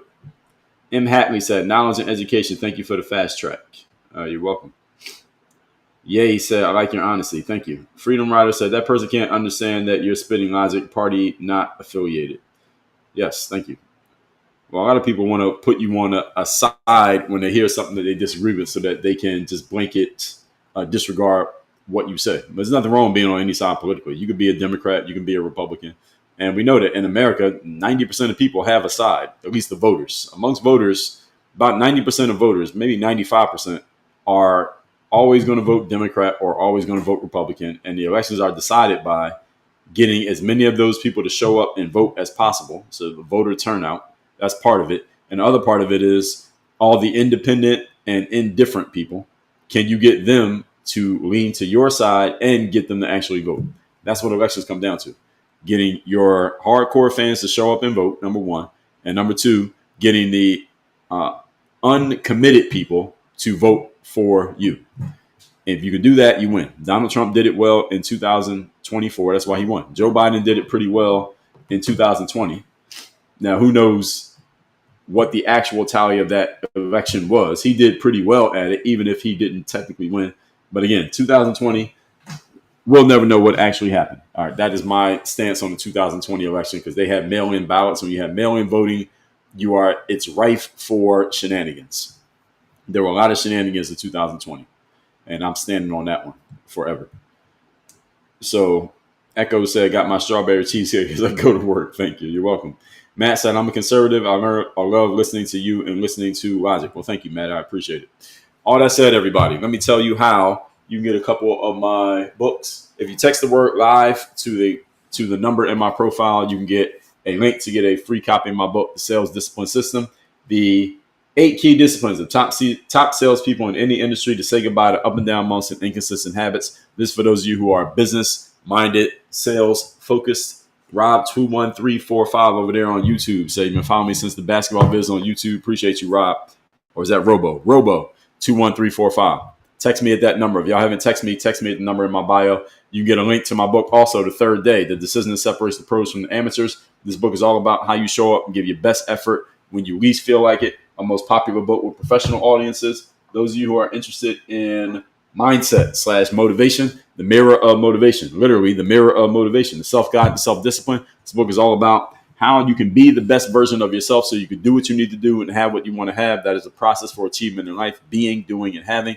Get this one at mirrorofmotivation.com. Get this one at thirddaybook.com. Get this one at salesdisciplinebook.com. Or if you don't want to remember any of those links, just text the word live, L-I-V-E, to the number in my profile, 305-384-6894. You'll be in my texting community.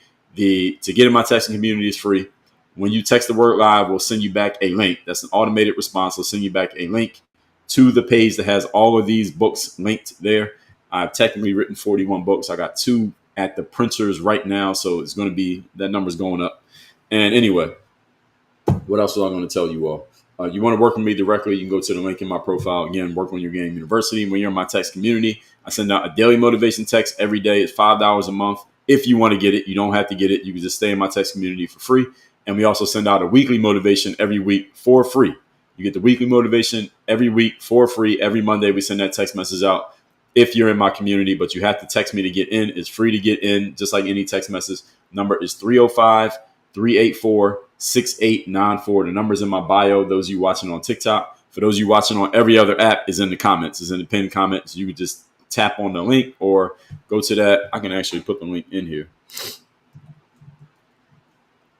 So if you want to text me, you could just text that link you see right there, and all of you will see it. Those of you on other apps, or just text me at that number.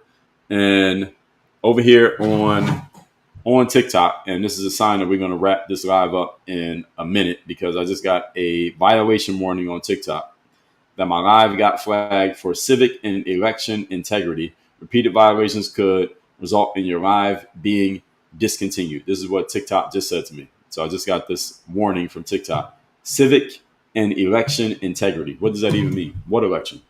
Anyway, let me just stop talking about that.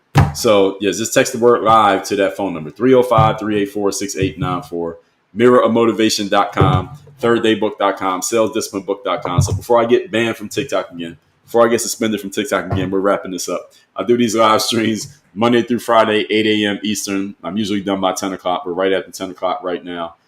Yeah, well, I didn't even say it. I just said it was questionable. That's all I said. Well, let me not say it again before I get myself suspended again. I've been suspended from TikTok 16 times in the last year, ladies and gentlemen. That's not a joke. 16 suspensions in the last year for saying stuff. Sometimes it was elections. Sometimes it was about a certain person. Sometimes when I was talking about the P. Diddy case, when I talked about the election, I got something. There's a bunch of things. You just learn what to say and what not to say on here. So what I should do right now is say absolutely nothing. So text me at my number again, 305-384-6894. Text the word live, and you'll be in my text community. Let me cut my losses before things get crazy over here, before I get suspended again. Text me at my number. I will see you all tomorrow. Mark Gonzalez said, who's the GOAT, Kobe or MJ? That's a ridiculous question. The answer is obviously Michael Jordan. Don't ask ridiculous questions over here. All right, everybody have a great day. I will see you all tomorrow morning, 8 a.m. Eastern. We are out of here. Work on your game.